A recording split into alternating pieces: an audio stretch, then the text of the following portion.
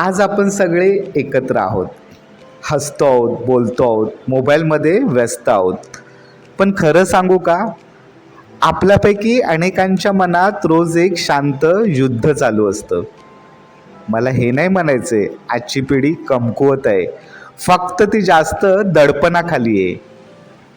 Mark मिळवायचे दडपण, career कोणतं ठरवू हे दडपण, दिसायला परफेक्ट असणं हेही दडपणच आहे.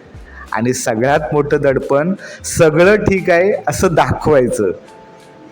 बघा ना, आपण शरीर दुखलं तर डॉक्टरकडे जातो, डोळे दुखले तर तज्ज्ञाकडे जातो, पण मन दुखलं तर आपण शांतच राहतो, ते लपवतो आणि हळूहळू आतून तुटत जातो. खरं सांगायचं तर इथेच काउन्सिलिंगची गरज सुरू होते.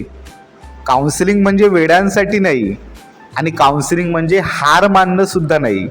काउन्सिलिंग म्हणजे स्वतःला समजून घेण्याची हिंमत. आज बघा ना, रात्री अनेक तरुण झोपत नाहीत कारण त्यांचं मन शांत नाही. अनेक जण हसत असतात, पण ते हसू माहिती खोटं असतं. आणि काही जण म्हणतात कोणीच मला समजून घेत नाही. काउन्सिलर म्हणजे कोण?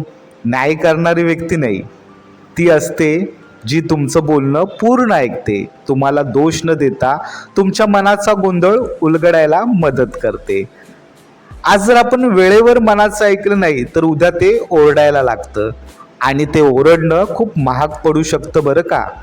म्हणून लक्षात ठेवा, मदत मागणं ही कमजोरी नाही, ती स्वतःवरची जबाबदारी आहे. आजची पिढी बदल घडवू शकते, पण त्यासाठी आधी स्वतःच्या मनाची काळजी घ्यावी लागेल. चला तर मग, मला सगळं जमतं या खोट्या मुखवट्याऐवजी मला मदत हवी आहे हे धैर्याने बोलूया, आणि यशस्वी काउन्सिलिंग सेंटरला आजच व्हिजिट देऊया. कारण सुदृढ मन सशक्त भविष्य असू शकतं. धन्यवाद.